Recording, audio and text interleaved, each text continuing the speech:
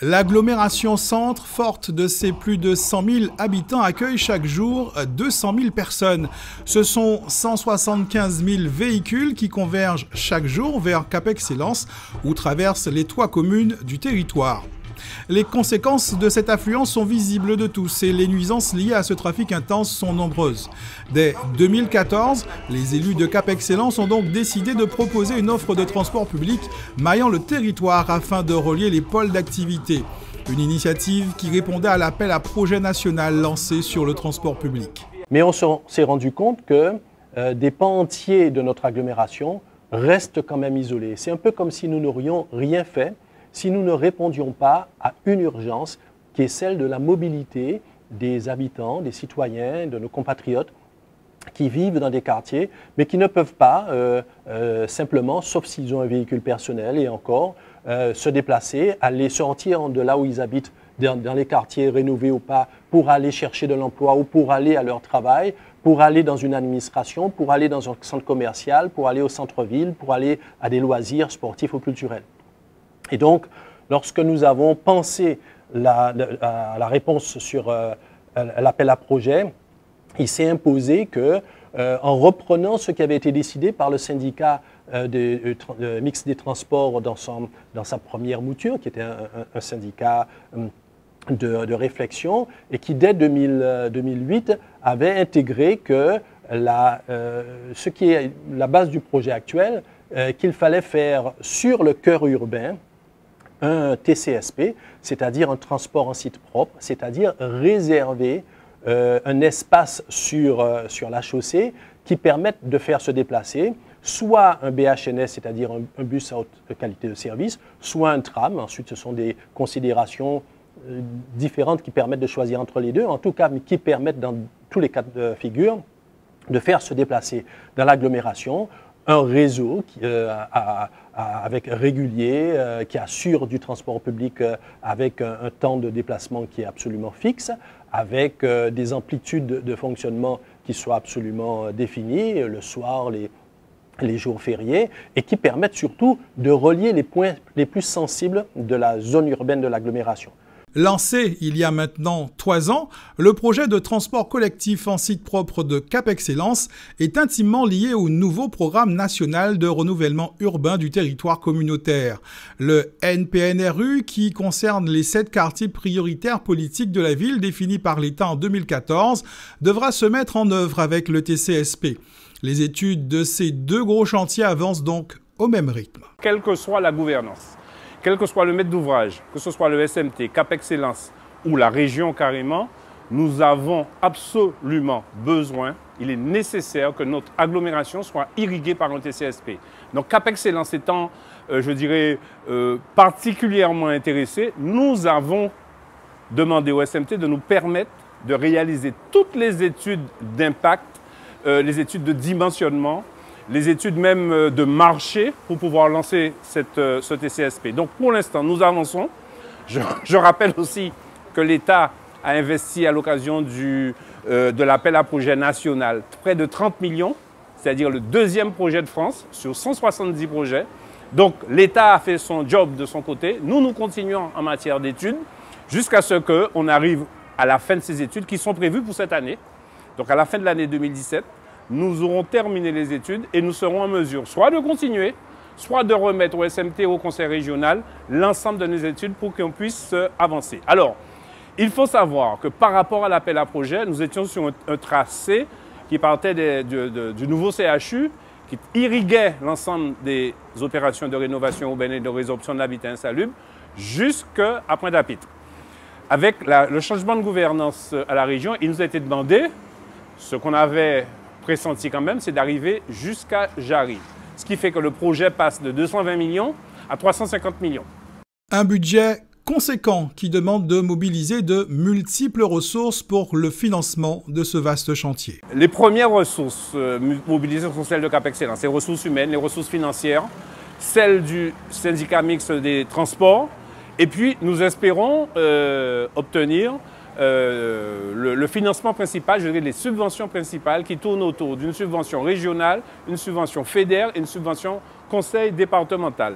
Il y a aussi, avec le conseil communautaire, nous avons démarché l'Union européenne. Nous sommes allés à la BEI, la Banque européenne d'investissement, qui elle aussi est prête à nous soutenir, soit en prêt relais, en attendant les subventions, soit carrément avec des subventions très proches du taux zéro. Donc tout ça est en cours de discussion. Il faut reconnaître aujourd'hui que ce sont les pouvoirs publics qui doivent se mettre d'accord sur le financement de ce TCSP, en sachant que l'ANRU y est particulièrement attaché et qu'au titre de l'appel à projet lancé par le gouvernement, l'ANRU a déjà cotisé à peu près 10% du projet pour qu'ils sortent parce qu'ils sont conscients que c'est avec un TCSP qu'on va mutualiser les équipements. Ce projet de transport collectif en site propre a été l'occasion pour Cap Excellence d'expérimenter une gestion prévisionnelle des emplois et des compétences territoriales. Un GPECT qui, depuis, a été étendu à l'ensemble des grands chantiers du territoire communautaire, comme celui du centre hospitalier universitaire, du lycée de Bainbridge ou du centre des arts et de la culture à Pointe-à-Pitre. Pour la première tranche du chantier du TCSP, les services de Cap Excellence prévoient environ 600 équivalents temps plein pour la construction. À cela devraient s'ajouter 150 contrats à durée indéterminée dans une multitude de métiers pour la gestion de ce nouveau service. Des emplois directs créés, mais aussi des retombées sur l'ensemble de l'activité économique du territoire des communes de Baie-Mahault, Pointe-à-Pitre et les Abîmes. Ce qu'on espère, c'est mutualiser les équipements. Par exemple, quand le centre des arts sera en fonction, quand vous avez un TCSP qui attend la sortie des spectacles, forcément, vous rentabilisez les équipements parce que plusieurs personnes qui n'avaient pas accès à ce genre d'équipement culturel, parce que ça se termine en général vers 23h minuit, quand vous n'avez pas de voiture, il n'y a pas de bus, vous n'y allez pas.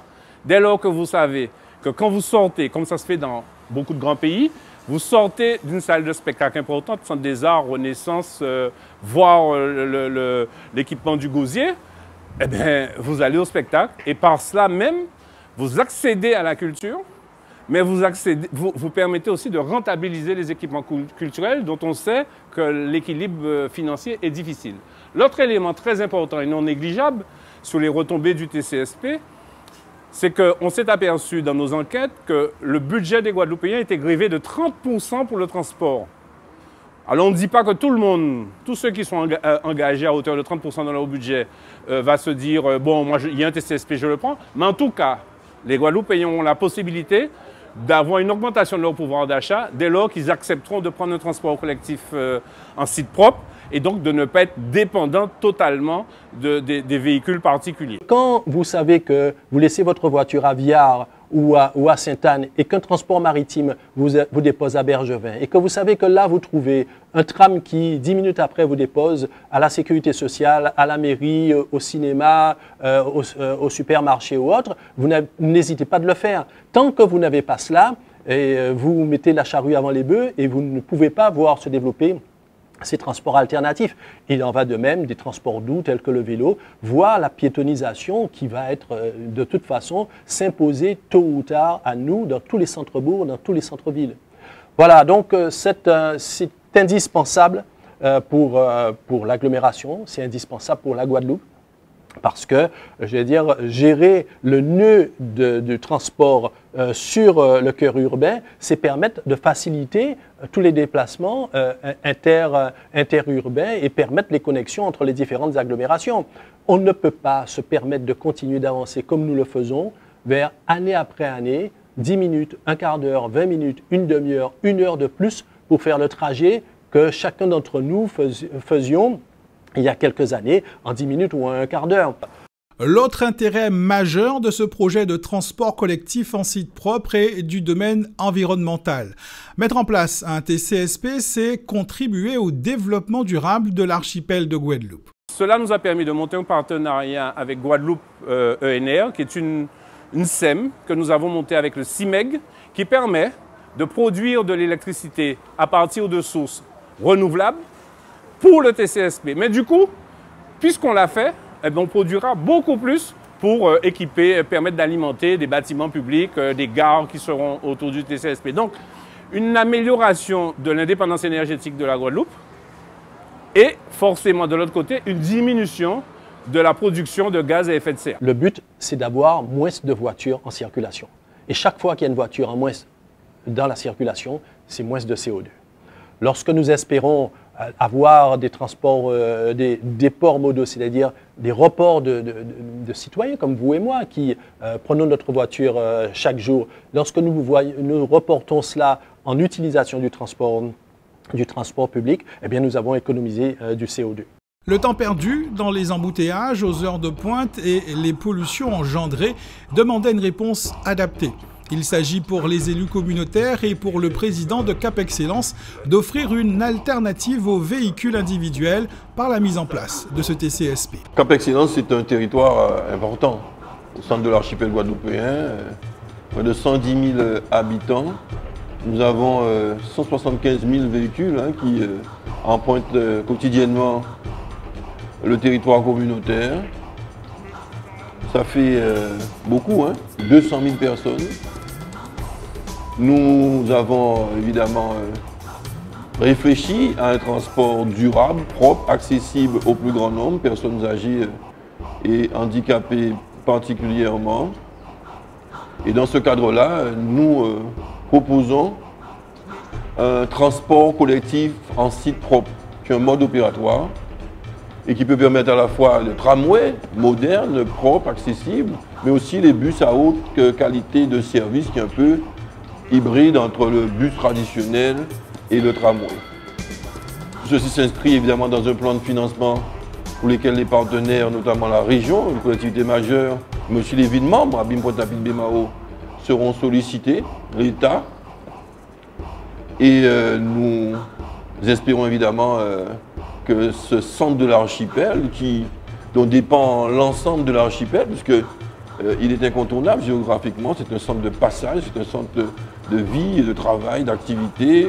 Il s'agit donc de mailler tout cela, de l'intérêt des communes membres de Cap Excellence, mais plus largement de l'archipel guadeloupéen. Et donc nous attendons avec beaucoup d'impatience, c'est-à-dire la solidarité et l'intérêt que pourront développer nos partenaires potentiels pour ce magnifique projet qui s'inscrit éminemment dans le développement durable et dans l'avenir économique pourvoyeuse d'emplois de la Guadeloupe.